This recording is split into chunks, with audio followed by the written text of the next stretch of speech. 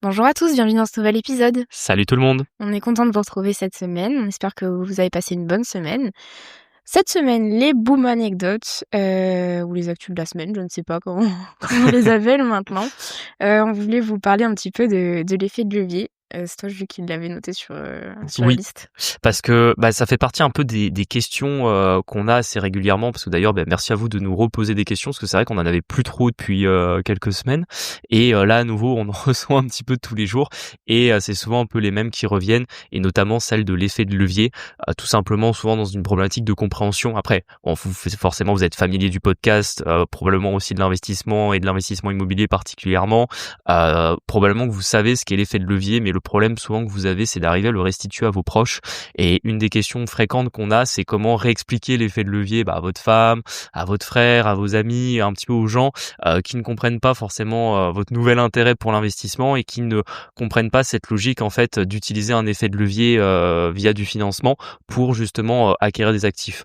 Donc là, mon but, c'est un peu d'essayer de vous donner quelques mots un peu simples d'un point de vue pédagogique et pas des mots trop compliqués financiers qui vont être difficiles à restituer à la personne à qui vous l'avez expliqué, mais de tout simplement dire qu'en gros, de manière très schématique, l'effet de levier, ça va être d'utiliser l'argent des autres pour acheter des actifs rentables et que vous allez gagner en fait la différence de rendement entre les deux. Donc là encore une fois, je vais vous prendre un exemple très simple.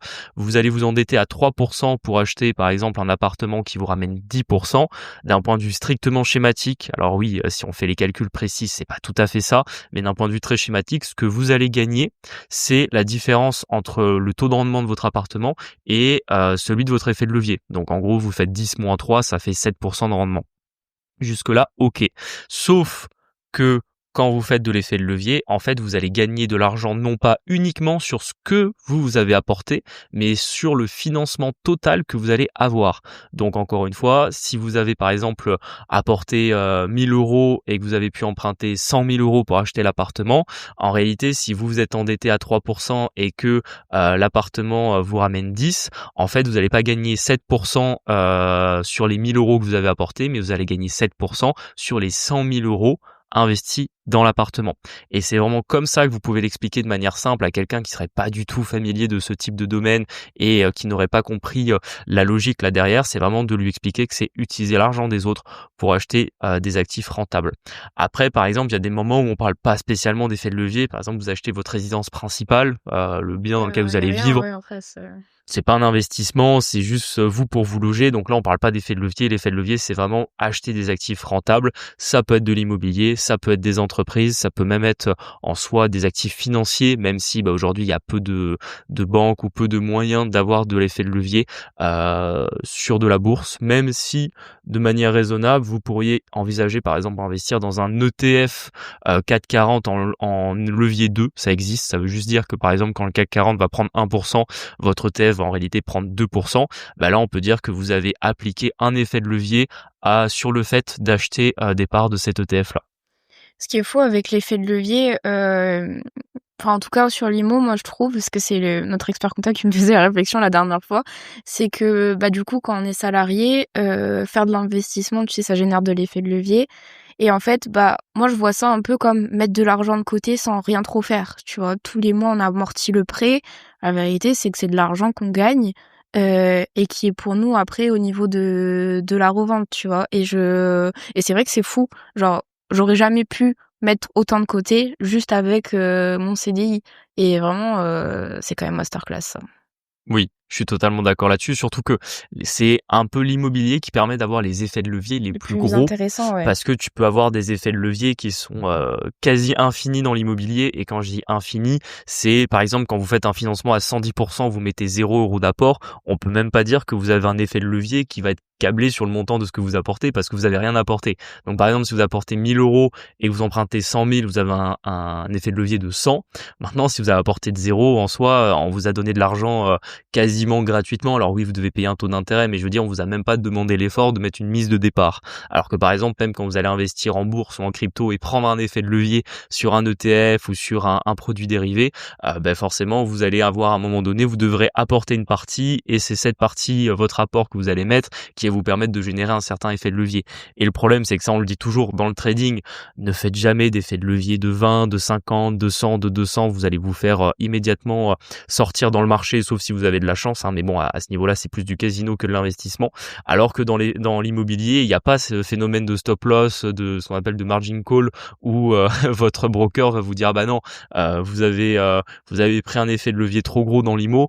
La plupart du temps, la banque, elle va vous suivre sans problème. Et c'est pour ça que là, encore une fois, si on parle uniquement de l'investissement immobilier, pour moi, faire de l'immobilier sans effet de levier, c'est pas très intéressant. C'est Encore beaucoup une de fois, travail pour pas grand-chose, du coup, au final. oui, c'est surtout qu'il y a plus simple pour le même taux de rendement. Moi, si on me donne 100 000 euros, je vais pas acheter un appart à 100 000 euros avec. Bah ouais. Soit je vais les utiliser pour emprunter beaucoup plus que 100 000 euros dans l'immobilier. Soit si je veux pas faire de prêt, à ce moment-là, mes 100 000 euros, je vais les mettre dans des produits financiers ou autres. Ça sera moins de travail pour un gain net à la fin qui sera assez proche. Je suis carrément d'accord.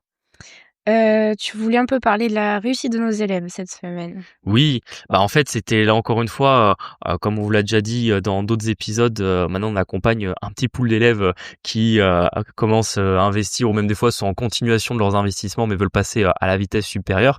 Et je voulais vous parler un peu des réussites qu'on a parce que vraiment certains se démènent, certains parfois ont des partaient pas avec toutes les cartes. Il y en a certains qu'on accompagne par exemple qui avaient 0 € de côté Ouais, ça c'est quand ils ont commencé l'investissement, ils arrivent à choper des prêts à 110%. Après, forcément, on réfléchit à une stratégie ensemble. Si vous avez 0 € de côté, c'est pas là où vous allez vous endetter pour acheter un immeuble à 1 million. Faut quand même être un peu raisonnable. Par contre, quand des fois vous avez des bonnes situations à côté qui le permettent, vous pouvez des fois aller assez vite et faire des très belles OP assez rapidement.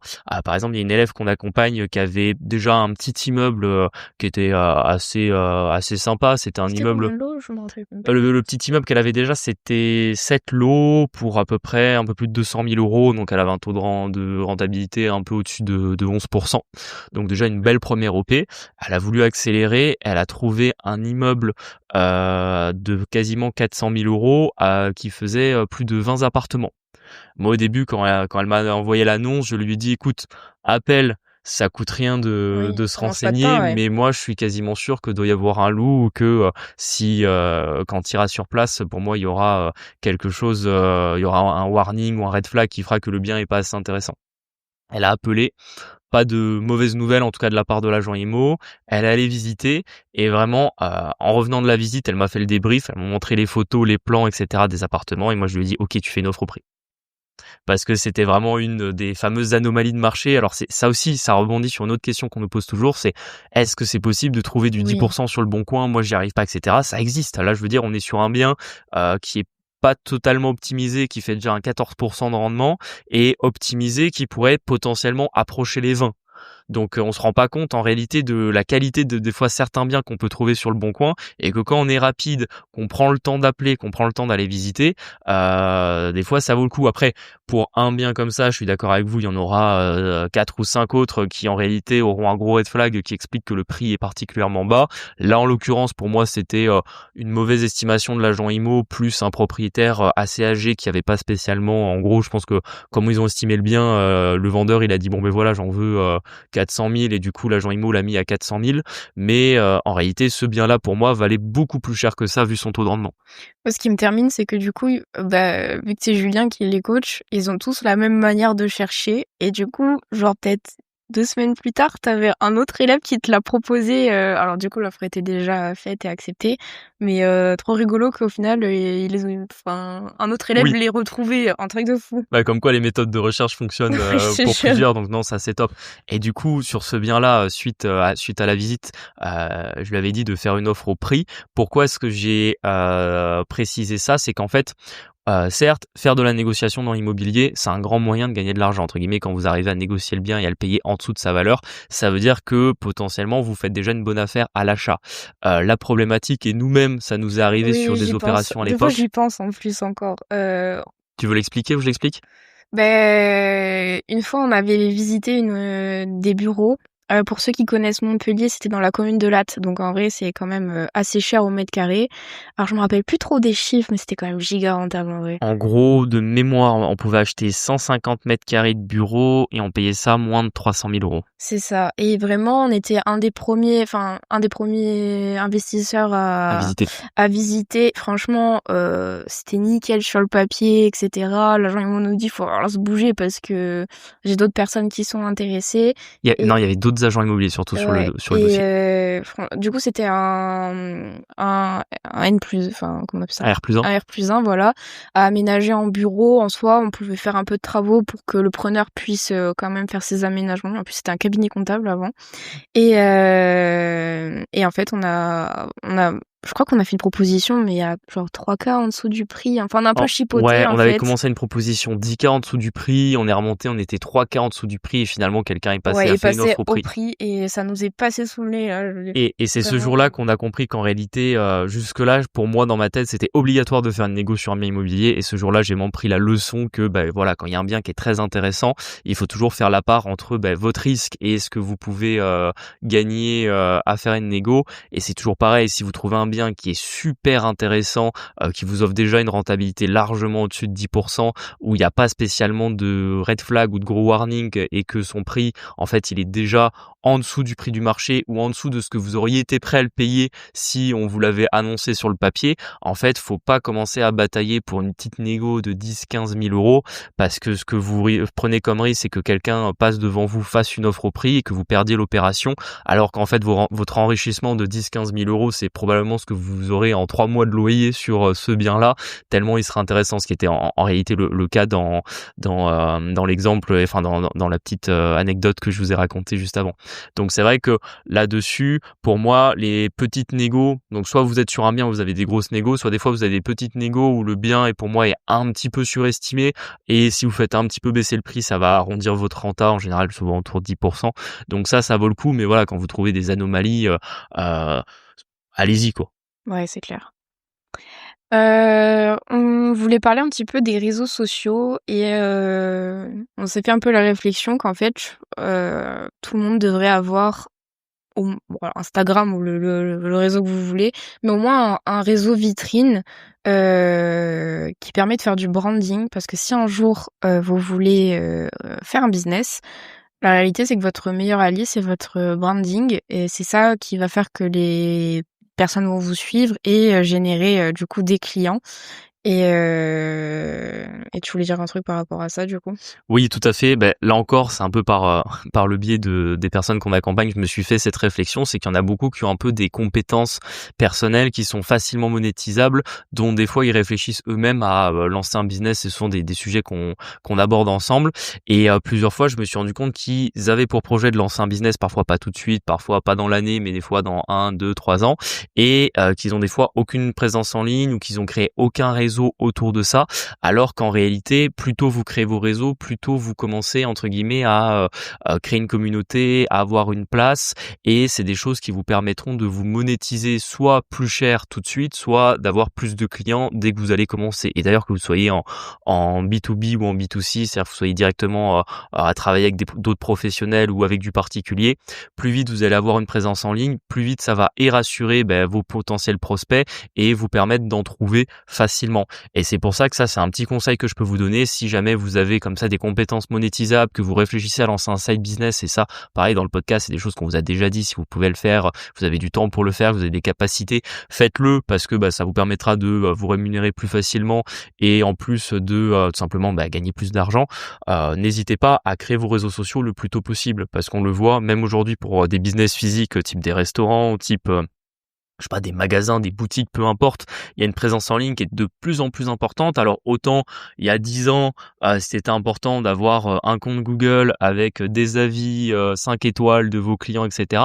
Ça oui, c'était un peu le monde d'avant qui fonctionnait comme ça. Aujourd'hui, ça va beaucoup plus loin. Vous avez nécessité d'avoir un compte Instagram, d'avoir des comptes sur les réseaux. On voit même des fois des cliniques vétérinaires qui ont des comptes Instagram, qui mettent en photo les animaux qui ont été soignés, des choses comme ça. Et c'est des choses qui vont renforcer en fait la confiance confiance et un peu l'engagement de vos clients, et probablement le fait que soit ils ne passeront que par vous, soit ils vont plus facilement venir chez vous.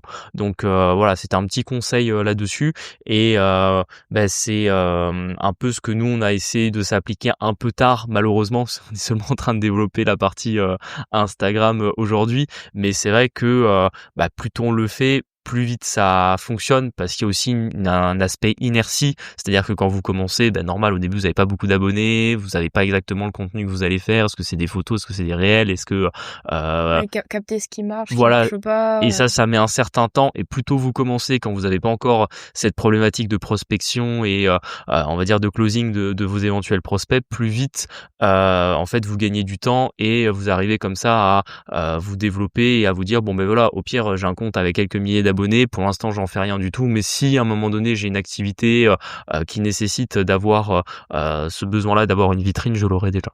C'est clair. Un petit point sur les états des lieux. T'as juste sauté une news. Pardon. On t'avait posé des questions sur enchaîner les lots. Ah oui, pardon, excusez-moi. J'ai la liste. J'adore. En fait, Marie, à chaque fois, elle fait une liste du plan, et à chaque fois, elle saute. Je pense que ça arrive chaque épisode que t'en sautes un. Punaise, oui. Alors, je pense que cette semaine, je ne sais pas ce qui s'est passé. Je pense que j'ai eu au moins une dizaine de messages qui fait que me dire, sur la fauserie, du coup, mais comment vous avez fait pour enchaîner des lots? Moi, je suis bloquée, etc. Alors, c'est vrai que, du coup, en 6 ans, on a acheté 49 lots, et on les a tous fait quasiment d'affilée. Il y a peut-être au début où on les a pas trop enchaînés, il y avait peut-être un écart de 6 mois à chaque fois entre chaque, mais surtout 2022, 2023, 2024, là c'était à la chaîne. Et comment est-ce qu'on a fait du coup? En réalité, en fait, on s'est jamais arrêté, et je pense que c'est surtout ça qui est assez important, c'est qu'en réalité, souvent on n'avait pas fini l'opération, qu'on avait déjà la suivante dans les tuyaux. Alors oui, ça fait beaucoup de boulot, ça fait beaucoup de charge mentale aussi, parce qu'il peut y avoir des retards, il peut y avoir des soucis ici et là, mais en réalité, il y a pas, je crois qu'on l'avait dit, hein, quand on a créé ce podcast, ça faisait déjà, je crois, 1 an et demi qu'on n'avait pas eu de période où on n'avait pas été en compromis. Ouais, exactement. Et d'ailleurs, ça s'est arrêté pour nous au mois de février, mois de mars, où on a signé notre dernière opération qu'on avait initiée en 2024, cette année. Mars 2025, dernière fois qu'on avait un compromis en cours. Oui, pardon, ouais. Et là, c'est la première période où on n'a pas un compromis qui court pendant le reste de notre vie, le reste de nos activités. C'est-à-dire que là, c'est la vraie première période de pause qu'on fait depuis, je pense, au moins 2021. Ouais, on va manquer au notaire. Ouais, c'est ça, c'est le notaire va finir par nous appeler pour prendre des nouvelles, savoir si ça va bien, tu vois. Mais c'est pour ça que vraiment, ça, c'est le premier conseil à vous donner, vraiment, ne lâchez rien. Je vais recommencer, c'était pas français. Je disais sous le mot, ayez toujours l'opération d'après dans les tuyaux, c'est-à-dire que dès qu'en fait vous voyez que vous avez eu l'accord de la banque, commencez à prospecter le lot suivant. Ayez toujours plusieurs établissements bancaires, ça aussi c'est un truc qui revient souvent dans les questions qu'on nous pose, et quand entre guillemets on fait quelques échanges de messages avec la personne qui nous pose la question, souvent cette personne-là n'a qu'une banque, et en fait on voit souvent ma banque m'a entre guillemets mis un stop, du coup pour l'instant j'ai arrêté d'emprunter. Et oui, mais bon, des banques il y en a plein, si vous restez qu'avec une banque et qu'elle a commencé à vous suivre, c'est très bien. Maintenant, si vous voulez vraiment enchaîner les lots et que vous visez d'avoir plus de 15 voire plus de 20 lots immobiliers, il faut que vous ayez plus d'une banque, vous en ayez 2, vous en ayez 3, voire en avoir même plus que 3. C'est comme ça aussi que vous allez pouvoir un peu faire cette partie de ping-pong. Nous en soi, on avait 3 banques et on allait un peu voir une banque chaque année, donc on faisait entre 2 et 3 OP par an, donc ça fait des fois 2 OP en même temps en 6 mois, et en fait on allait voir tout simplement plusieurs banques pour les faire financer. Oui, souvent c'est ça qui revient, c'est que en gros, j'ai l'impression que les personnes qui me disent qu'ils sont bloqués sur l'enchaînement des lots, c'est parce que souvent, effectivement, ils ont qu'une banque, ils ont un conseiller particulier, et ils sont bloqués au niveau du taux d'endettement. Alors nous, ce qu'on a fait depuis le début, c'est que tout a été en SCI à l'IS, et que souvent, en fait, on n'est pas traité chez les particuliers, en fait, on est traité chez les pros, ce qui des fois nous fait des taux plus élevés que si on était traité chez les particuliers, mais au moins notre taux d'endettement n'est pas impacté. Et là aussi, la manière de présenter votre dossier bancaire, les opérations que vous avez faites avant, elles sont censées être rentables, donc ça rentre dans vos revenus, donc forcément votre taux d'endettement, le ratio revenu-endettement évolue aussi. Et c'est ça qui nous a permis d'enchaîner autant de lots. Tout à fait. Là, encore une fois, un autre conseil quand vous voulez accélérer, c'est que vous devez accélérer le montant de vos opérations en même temps. On dit toujours qu'il faut commencer petit, commencer par un appartement ou un tout petit immeuble. Voilà, faut que ce soit une opération soit inférieur à 100 000 €, soit autour des 100 000 €. Mais après, quand vous voyez que ça marche, vous pouvez commencer à petit augmenter la taille de vos opérations. C'est évident que si chaque année vous faites une opération, vous achetez un immeuble avec 10 appartements, entre guillemets, en 4 ans, vous avez déjà 40 appartements. Après, moi personnellement, je trouve que c'est souvent une erreur de vouloir commencer trop gros, que ce soit pour les risques pour vous, les connaissances que vous n'avez pas encore, soit pour la banque de vous suivre sur une trop grosse opération, ça va souvent lui faire peur aussi. Mais voilà, ça c'est aussi quelque chose que nous on a fait, qui nous a permis d'arriver à avoir autant de lots, c'est que petit à petit on a fait des opérations avec de plus en plus de lots qui étaient également aussi plus rentables, parce qu'il y avait un peu des économies d'échelle sur certains postes que vous allez avoir quand vous investissez. Et en fait, certes, on faisait toujours que 2 ou 3 OP par an, mais au lieu qu'en une année on achète 5 lots, en une année on avait acheté en 2024, on en a acheté 25, je crois, des lots. Donc c'est là aussi on a accéléré là-dessus. Et souvent, bah, en fait, on a des conseillers qui comprennent ce qu'on fait. On dirait pas, mais ça fait une différence de malade, parce que quand ils comprennent pas ce que c'est l'effet de levier, que vous faites ça pour avoir de la rentabilité, bah, en fait, effectivement, ils vont s'ils essayent de faire passer votre acquisition en RP, enfin ça va pas, en fait, c'est qu'ils sont pas dans le bon mindset, ou du moins ça colle pas avec vous. Donc avoir un bon conseiller bancaire qui comprend ce que vous faites, c'est votre meilleur allié. Déborah, si vous passez par là.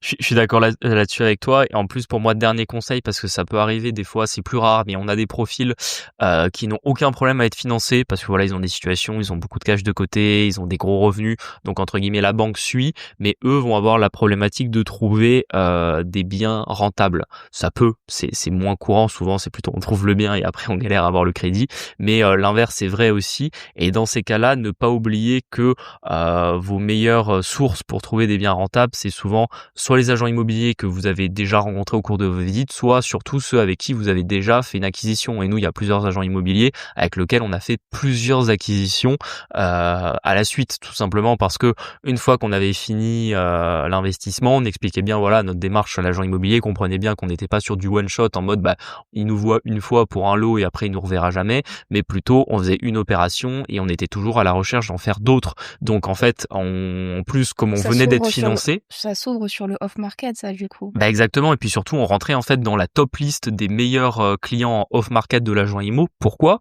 Parce qu'en fait, comme on a déjà fait une opération avec lui, l'agent immobilier, il sait qu'on est finançable. Donc entre guillemets, il va préférer nous appeler nous en sachant qu'on a déjà fait une opération avec et qu'on a été financé, plutôt que par exemple quelqu'un qu'il connaîtrait, qui serait intéressé, mais dont l'agent immobilier n'est pas forcément sûr qu'il a une banque qui serait prêt à le suivre. Et ça fait une différence très importante. Ce qui fait que quand je vous parlais justement au début de toujours avoir dans les tuyaux l'opération suivante, c'est parfois même pas forcément à vous de la trouver, d'aller faire cette démarche-là, de faire des recherches sur les réseaux, etc. Des fois, c'était simplement l'agent IMO qui m'appelait alors qu'on venait juste de finir une OP. Je lui disais, écoutez, pas de souci, on va venir visiter. Et entre guillemets, on lui disait même pas voilà qu'on avait une autre OP dans les tuyaux, ça le regardait pas trop. Et ça nous permettait comme ça de vraiment aller vite. C'est vrai. Du coup, je repars sur l'état des lieux.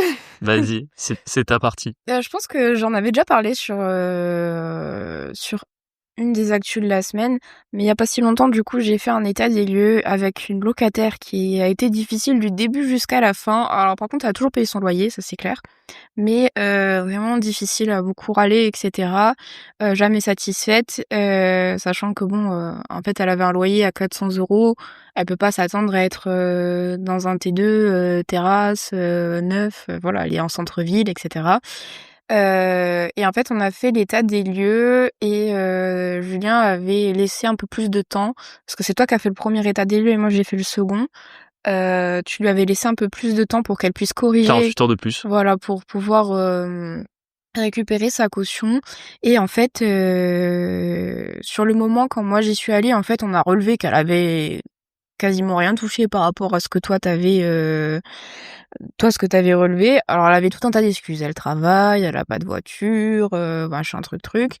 Je lui ai noté sur l'état des lieux, je l'ai signé. Elle a pas voulu faire son état des lieux de sortie à elle, c'est-à-dire qu'on a tout fait sur mon exemplaire à moi. Et je lui ai noté du coup ce qui n'allait pas. Vu que l'état des lieux de sortie n'était pas conforme à l'état des lieux d'entrée, vous avez 2 mois en tant que propriétaire pour rendre la caution et du coup faire corriger sur facture, etc. pour lui déduire de sa caution. C'est ce qu'on a fait. Bah, du coup, sur les combien elle avait? 400 €, je 400 crois. euros de dépôt de garantie. 400 € de dépôt de garantie, tu lui as rendu 170, je 10. crois. Et alors là, depuis, c'est le scandale. Je crois qu'elle m'appelle 10 fois par jour pour récupérer le reste de sa caution. Elle me menace de porter plainte, elle me menace de beaucoup de choses, sauf que la vérité, c'est qu'elle peut pas porter plainte sur ce genre de litige et que moi, j'ai un état des lieux de sortie signé de sa main qui relate que en fait, elle avait pas fait les choses. C'est pour ça que soyez vigilants quand vous faites les états des lieux. Souvent, vu que j'en ai fait un d'entrée juste après, je vois bien qu'ils sont pas très vigilants sur ce qu'on note à l'état des lieux d'entrée. Ils sont là, ah bah oui, c'est très bien. Ils regardent pas. Moi, je suis là, bon, moi je note. Pensez à prendre des photos, pensez à vérifier ce que moi je note aussi, si vous êtes d'accord, etc. À chaque fois, ils survolent l'état des lieux et en fait, quand on arrive à l'état des lieux de sortie, c'est le drame parce que on les arnaque, parce que le ménage il était pas si fait que ça quand elle est entrée, mais en fait c'était marqué sur l'état des lieux d'entrée que c'était fait. Et du coup, soyez vigilants là-dessus, à bien faire les états des lieux et gardez bien votre exemplaire. Ne lui laissez pas l'exemplaire, que vous soyez locataire ou propriétaire. Ayez chacun votre exemplaire. Ça vous évitera des problèmes par la suite. T'avais quelque chose à rajouter sur l'état des Non, lieux? je suis assez d'accord avec toi. Tu as été très claire et très précise là-dessus. Après, c'est ce qu'il faut retenir, c'est que voilà, en fait, il y a des gens qui. Alors, l'appartement a pas été ravagé. D'ailleurs, c'est pour ça qu'on entre guillemets, on a retenu que 230 € sur le dépôt de garantie. Le problème, c'est que c'est des fois des choses assez bêtes où quand j'ai laissé 48 heures à la locataire, ça en faisait partie. C'est que par exemple, il y avait beaucoup de taches sur les murs blancs et je lui avais bien dit que C'était peint juste avant. ça avait été peint juste avant et en plus, ça avait été marqué sur l'état des lieux. Donc entre guillemets, elle a vraiment eu des murs blanc qui venait d'être peint par notre artisan et quand je suis revenu je lui ai dit je suis désolé mais il y a plein de taches sur le mur, c'est des taches en plus qui vont pas partir, moi ce que je vous propose, j'ai pas besoin que vous me fassiez la peinture de tout l'appartement, juste prenez un petit pot de blanc, vous me remettez quelques retouches aux endroits où vous avez des taches, comme ça au moins on les voit plus et vous me rendez un mur dans le même état que je vous l'ai donné. Le problème c'est qu'elle l'a pas fait, forcément on se retrouve avec un mur avec des taches, entre guillemets c'est nous-mêmes qui soit devons prendre notre petite paluche, acheter un pot de peinture, aller le faire. Le problème c'est qu'ils sont bien gentils mais à un moment donné on n'a pas que ça à faire, plus le ménage, etc. Du coup, maintenant, on prend des artisans, on les fait faire et honnêtement, 230 € pour faire le ménage de l'appartement, toutes les retouches de peinture et en plus, elle avait cassé un petit peu de vaisselle, etc. Plus cassé un des meubles, entre guillemets, on l'a pas escroqué. Le problème, c'est que c'est quelqu'un qui veut rien entendre, donc quand c'est comme ça, ne répondez même pas, ça n'a aucun intérêt. Ouais. Punaise, cette semaine, on a fait un truc trop cool. On change de voiture et ça nous met en joie vraiment très fort. On est allé chez Tesla. Alors Tesla, moi je vous avoue, j'étais pas ultra hypée quand Julien m'a dit actuellement on a une Polo et une Golf pardon, donc on est full Volkswagen et on savait que passer à l'électrique ou au moins à l'hybride pourrait être une bonne chose au niveau des frais d'essence, etc. Moi j'étais plus chaud de partir sur une Golf hybride. Et Julien, il faisait que me parler de Tesla, etc. Donc je me suis dit, on va faire plaisir à mon mène, on va aller chez Tesla qui est juste en face de notre salle de sport. Il va faire joujou un petit peu, il va voir que c'est pas si bien que ça. Et on retourne. On ira chez Volkswagen après. Voilà, exactement. Et en fait, j'étais agréablement surprise. On a essayé la Model 3, qui était très très agréable à conduire. Vraiment, par contre, c'est particulier. Hein. C'est pas du tout comme une voiture. On a des voitures thermiques du coup avec boîte manuelle. Voilà, il y a pas de boîte manuelle, il y a pas de il y a un moteur électrique du coup, donc c'est très particulier. Mais franchement, l'expérience Tesla était vraiment sympa. Et du coup, moi, c'est juste que la Model 3, elle me plaisait physiquement, elle me plaît pas en fait. Je la trouve pas super jolie. Du coup, on a essayé la Model Y et là, j'ai été conquise. Je voulais plus rentrer, je voulais plus rentrer dans la voiture. Pour ceux qui connaissent pas le Tesla Model Y, c'est le SUV. Ouais, voilà. Donc, et du coup, à la fin, j'étais là, oh non, encore un tour de voiture, c'était vraiment bien. C'est vrai que c'était vraiment sympa et moi Tesla je vois ça un peu comme le Apple de la voiture, donc ça veut pas dire qu'il y a que par Tesla pour qui on peut passer, même pour de l'électrique aujourd'hui, il y a pas mal de marques qui sont intéressantes, mais la réalité c'est que je trouve qu'en termes de rapport qualité-prix, honnêtement ils sont imbattables, parce que du coup j'ai regardé un peu les modèles électriques dans d'autres marques, d'ailleurs un peu dans les modèles allemands, parce que forcément c'est en général souvent des voitures qui sont sympas, que ce soit BMW, que ce soit Volkswagen, que ce soit Audi, etc. etc. Et la réalité, c'est que Tesla est vraiment moins cher pour une qualité équivalente et parfois même un petit peu supérieure, parce qu'honnêtement, ils ont parmi les meilleures batteries du marché, surtout au niveau des technologies, du système de recharge. En plus, ils ont tout un système de support avec des mises à jour qui se font soit automatiquement, soit vous avez juste besoin de repasser à la concession pour les avoir. Donc vraiment, c'est une expérience client qui est incroyablement sympa. Et au final, une Tesla, on s'est rendu compte aussi que c'était relativement économique, parce que nous, le problème qu'on a, c'est que c'était des voitures qu'on a énormément kilométrées pour l'immobilier. Enfin, pour vous donner un ordre d'idée, j'ai acheté ma Golf en 2020. Bon, elle avait déjà 130 000 bornes et maintenant je suis aux 250. Donc je lui ai mis à peu près 25 000 kilomètres par an, même un peu plus, je crois. Et enfin, c'est quand même beaucoup pour une voiture, sachant que toi, t'as quasiment fait la même sur la tienne. Ça, pour l'eau, ouais. Après, bon, forcément, il y avait nos allers-retours pour le travail qu'on n'a plus aujourd'hui. Et en fait, on a fait beaucoup de frais d'entretien parce qu'il faut tout le temps changer les pneus, changer les freins, changer les bougies parce que c'est les modèles essence, plus d'autres petits entretiens, etc. Plus justement le prix de l'essence qu'on avait dessus. Et forcément, quand j'ai fait un peu des calculs avec la Tesla, c'est vraiment beaucoup plus intéressant et beaucoup moins cher d'avoir une Tesla, en tout cas sur l'aspect entretien, etc. Parce qu'en fait, vous n'avez pas d'entretien sur une Tesla. Il faut juste changer les pneus, je crois, et c'est tout. Vous avez juste changé les pneus et changer le filtre habitacle, remettre du liquide lave-glace et c'est tout, quoi. Il y a vraiment rien d'autre à faire. En plus, apparemment, j'ai vu certains modèles Tesla où les plaquettes de frein ont tenu jusqu'aux 300 000 bornes de la voiture, parce qu'en fait, vous avez un système de rechargement, c'est-à-dire que dès que vous arrêtez d'accélérer, en fait, la voiture ralentit parce que les roues rechargent la batterie automatiquement. Donc, entre guillemets, vous perdez assez peu d'énergie en ville par le biais que vous freinez et tout. Donc, franchement, c'est des véhicules qui sont sympas. Et puis moi, j'aime bien un peu l'aspect futuriste, vaisseau spatial. Je trouve ça vraiment cool. En fait, on a à notre salle de sport, du coup, on a des potes qui ont des grosses voitures. C'est un GLE, je crois, et l'autre c'est une BM. Alors, c'est une BM i4, BMW i4. Et alors, du coup, je peux comprendre un peu le reproche qu'on fait à Tesla. C'est épuré. Oui, c'est pas pas luxueux. Ouais. Je sais pas si tu vois ce que je veux dire. En fait, ça fait très moderne, un peu futuriste, mais par contre, ça fait pas voiture de luxe. Voilà, ça fait pas voiture de luxe. Il y a pas de cuir, il y a pas de trop de gadgets. Oui, vous n'aurez pas l'avoir d'Alcantara sur le tableau de bord. Vous n'avez pas plein de petits boutons LED qui s'éclairent la nuit. C'est vrai que vous avez juste un gros écran et le volant, quoi. C'est ça. Mais en vrai, je pense que du coup, nous, d'un point de vue de nos goûts, je pense que Tesla, ça match un peu plus plutôt que une grosse allemande avec les sièges en cuir et machin. En fait, elle est efficace. Je sais pas comment dire. Genre, oui, c'est ça. Efficace. C'est-à-dire qu'en fait, moi, par exemple, c'est vrai que quand j'étais plus jeune, j'aimais vraiment les grosses voitures, etc. Je me souviens que je gagnais pas encore mes premiers salaires, que je commençais déjà à regarder des gros modèles de voitures et tout. Bon, force est de constater que j'en ai jamais acheté et que et que du coup, je suis resté plutôt sur la partie économie parce qu'on a fait beaucoup d'immobilier et que j'ai préféré mettre mon argent dans des investissements que dans des bagnoles.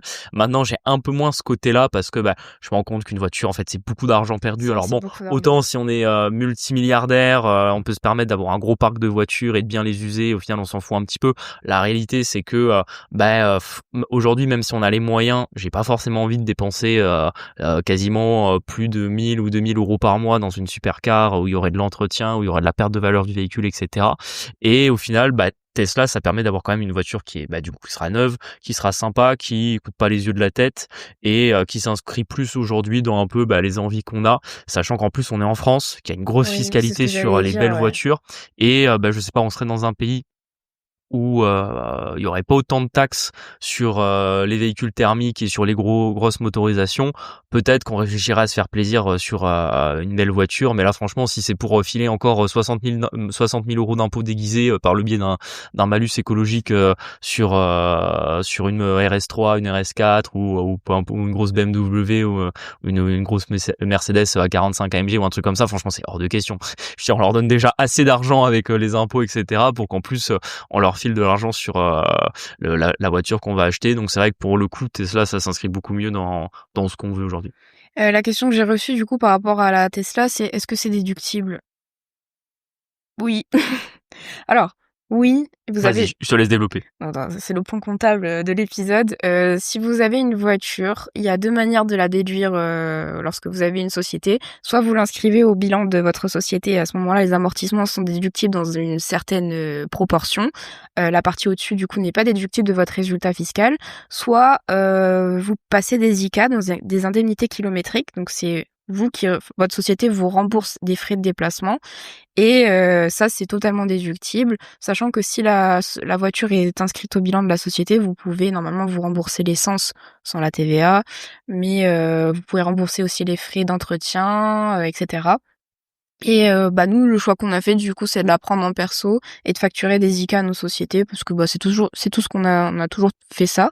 Et pour nous, c'est la meilleure option, sachant qu'en vrai, elle nous coûtera vraiment pas beaucoup en perso et que, du coup, on préfère la prendre en perso, l'avancer et se récupérer, du coup, sur nos sociétés. Oui, et par exemple, dans notre cas, c'est le plus intéressant. Maintenant, vous avez qu'une société, vous payez déjà peut-être une rémunération avec la Ouais, et société, notre etc. activité s'y prête aussi, hein. Je veux dire, on Oui, fait oui, voilà. En fait, ça dépend un peu de vos cas de figure, mais c'est vrai que nous, dans notre cas, pour le coup, c'était plus intéressant de l'avoir en perso et de faire les systèmes des indemnités kilométriques, surtout que vous avez un bonus quand c'est des voitures électriques, plutôt que de la passer, de l'amortir directement sur la société. Mais c'est un choix en vrai qu'on s'est posé, on a fait les calculs. Et le seul inconvénient que je trouve à Tesla, c'est qu'on va devoir avoir encore affaire à Enedis. Punaise, t'as eu le devis en plus, je crois. Ouais, en vrai, ça va, c'est raisonnable, parce qu'on a quelques aides. Grosso modo, installer une borne électrique à la maison, ça nous coûte à peu près 1 800 €, sachant qu'on a un appartement. Hein. Si on était en maison, j'aurais tiré une rallonge et c'était réglé. Mais comme on est en appartement, c'est un peu plus technique. Et effectivement, on va avoir encore affaire à nos meilleurs amis d'Enedis pour poser la borne. Donc, on a hâte. En espérant que ceux de Montpellier sont plus efficaces Ouais. de ceux du Périgord. Et le dernier point, du coup, je voulais juste rapidement te parler de l'Aerox. Pourquoi? Alors, on n'est pas sur un podcast de remise en forme, mais moi, j'ai décidé de préparer un Aerox pour fin septembre avec une de mes copines. Et en vrai, ça me redynamise un petit peu, je trouve. Parce que là, du coup, on a quitté nos jobs depuis à peu près 5 mois. Et c'est vrai que le temps de retrouver une routine, de récupérer physiquement, mentalement, etc. On a quand même pas mal de travail toujours à cause des mêmes problèmes que l'année dernière sur l'IMO. On développe un petit peu la flouserie. Et franchement, je trouve que ça fait vraiment du bien de se fixer des objectifs. Moi, j'en avais pas trop sportivement les derniers temps. Et vraiment, l'Aerox, c'est très dur. Hein. Cette semaine, j'ai vraiment eu envie de crever plusieurs fois. Mais je trouve que c'est bien des fois de se fixer des challenges et des objectifs. Et vraiment, je suis joie cette semaine grâce à l'Aerox. Bah, c'est vrai, j'avais vraiment de bonne humeur grâce à ça. Après, t'as même pas expliqué ce qu'est un Aerox, parce qu'il y a peut-être plein de gens qui sont même pas du milieu du sport. On n'est Grosso pas modo, sur un podcast de boomer, en fait. bah, Tout le monde sait ce que c'est, l'Aerox, quand même. franchement, je C'est à pense la pas. Hein. mode. Oui, c'est à la mode quand tu fais du sport, mais quand tu C'est fais une, pas de sport, c'est une course un peu hybride où en fait vous courez 1 kilomètre et après vous avez des stations d'exercice, donc je sais pas, le skieur, le straight pool, etc. Et en fait entre chaque exercice vous avez 1 kilomètre de course et le but c'est d'aller le plus vite possible et de valider chaque exo sans pénalité. Et moi j'ai décidé de le faire en duo. En plus je sais pas, Aerox a vu que il y avait un potentiel, il nous a mis en pro alors qu'à la base on ne savait pas du tout être en pro. Et le but, du coup, c'est avec votre partenaire, vous alliez le plus vite possible pour finir la course. Donc j'espère que je vous tiendrai au courant de l'avancée du truc, mais ça me met en joie. bon, on a hâte de voir ça. Et d'ailleurs, tu l'as fait où? T'as pas précisé où c'était l'Aerox? Ah, à Rome, en septembre. Ça va être Donc, cool. ça te fera un petit voyage en plus. Exactement. On vous remercie de nous avoir écoutés. N'hésitez pas à nous suivre sur les plateformes, à nous mettre 5 étoiles, toujours sur les plateformes. Ça nous aide au niveau de l'algorithme. N'hésitez pas à nous suivre sur Instagram, sur le compte du podcast Quitte le Boomer Dream et la Flouserie. Et on se dit à jeudi pour un nouvel épisode. Salut tout le monde, à bientôt. Ciao. Ciao.